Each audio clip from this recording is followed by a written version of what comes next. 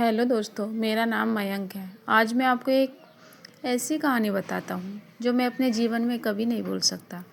उस रात बहुत तेज़ बारिश हो रही थी और बाहर बारिश रुकने का नाम नहीं ले रही थी। बिजली भी गुल थी।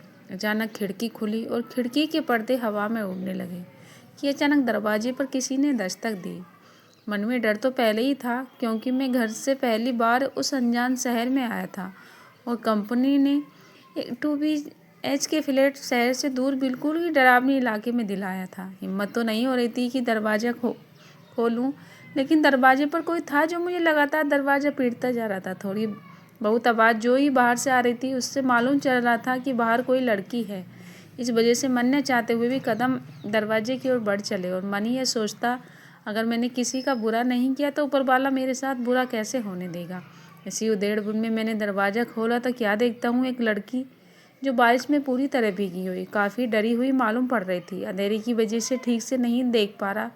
जैसे ही बिजली कड़की, उसका चेहरा ठीक से दिखाई दिया। मैं सब कुछ भूल बैठा। एक टक लगाए उसे देखता रह गया। उसे देख के ऐसे लगता ईश्वर ने बहुत ही मेहनत से उसे बनाया। अगर धरती पर कुछ भी परफेक्ट कहना है ना, तो वह पूरी तरह से परफेक्ट लग रही थी। तभी अचानक उसकी आवाज़ मेरी रिश्ता टूटी और उसने कहा, प्लीज़ हेल्प यू। उसने पूछा, इस तरह से बारिश के मौसम में आपकी क्या हेल्प कर सकता हूँ। उसने कहा कि मेरी स्कूटी जो बारिश की वजह से स्टार्ट नहीं हो रही, मैं पूरी तरह से भीग चुकी हूँ। ऐसी हालत में कुछ समझ में नहीं आ रहा क्या करूँ।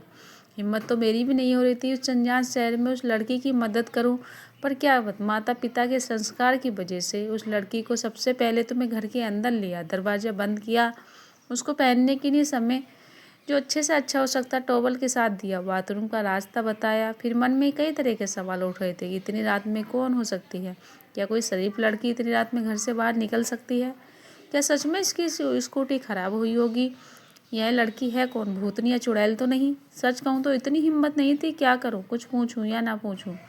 मैं सब सोच ही रहा था कि बाथरूम से वापस बाहर आ गई। काफ़ी डरी हुई लग रही थी। तभी मेरे पीने के लिए पानी दिया और उसको लेस रहने के लिए कहा। पानी पीने के बाद उसने कहा कि कुछ खाने को मिल सकता है, कई दिन से भूखी हूँ। इतना सुनते ही मेरे होश उड़ गई। है तो पक्का कोई भूतनी चुड़ैल है, नहीं तो इंसान बिना खाए पिए कई दिन तक कैसे जीवित रह सकता है।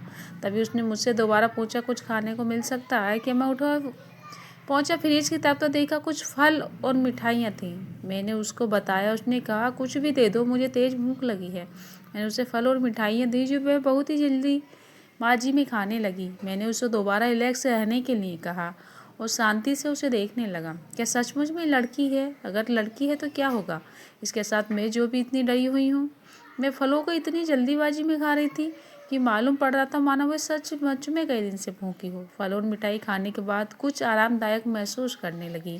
तब मैंने उससे हिम्मत करके पूछ ही लिया, सच सच बताओ, बात क्या है, आप कौन हो। काफ़ी देर तक उसने कई बहाने बताए, लेकिन मैं इतना भी ना समझ नहीं था कि झूठ और सच न समझ सकूं। मेरे द्वारा कई बार एक ही बात रट लगाने पर आखिर उसने सच बता दिया। मेरा नाम सुशीला है। अब आगे की कहानी सुशीला की जुबानी। मेरा नाम सुशीला है। मेरे पिता का नाम घनश्याम पाठक है। मेरा घर मध्य प्रदेश में इंदौर के पास में जलजिया पहाड़ पर है। पिता की एक बिजनेसमैन थी। मेरे पिता का अच्छा कारोबार चल रहा था। मैं भी इंदौर के एक कॉलेज में पढ़ाई कर रही थी। सब कुछ अच्छा चल रहा था। एक दिन की बात है, मेरे मम्मी पापा दोनों महाराष्ट्र में स्थित बाबा घिरेश्वर के दर्शन के लिए जाने वाले थे। दोनों ही अपने साथ ले जाने की जिद कर रहे थे, लेकिन ऊपर एग्ज़ाम का इतना प्रेशर था कि मैं चाहते हुए भी नहीं जा पाई। मैं दोनों अगली रात में करीब 3 बजे आसपास ही अपनी कार से निकल गए। उनके जाने के बाद मैं दरवाज़ा लॉक करके सो गई। सुबह हुई तो रोज़ की तरह अपने दैनिक कार्य में निवृत्त होकर अपने कॉलेज चली गई। वहाँ पहुँची, अपनी क्लास में जाकर पढ़ाई करने लगी। तभी अचानक प्रिंसिपल मैम ने बुलाया और बोली, आप अपने घर जाओ। तो सोच में पड़ गई, ऐसा क्या। फिर मैंने मैम से पूछा था, उन्होंने कहा, सुशीला प्लीज़ आप घर जाओ, हौसला रखो, सब ठीक ही होगा। आज आपको आपके घर को बहुत ज़रूरत है। और चपरासी अंकल ने कहा कि मुझे घर ड्रॉप कर दें। रास्ते पर उनकी पूछती रही, अंकल बताइए ना क्या हुआ, लेकिन उन्होंने कुछ नहीं बताया और सिर्फ कार ड्राइव करते रहे। जैसे जैसे अपने घर के नज़दीक आए थे, मेरे दिल की धड़कनें तेज़ हो रही थी। मन में बहुत सारे सवालों ने जन्म ले लिया था।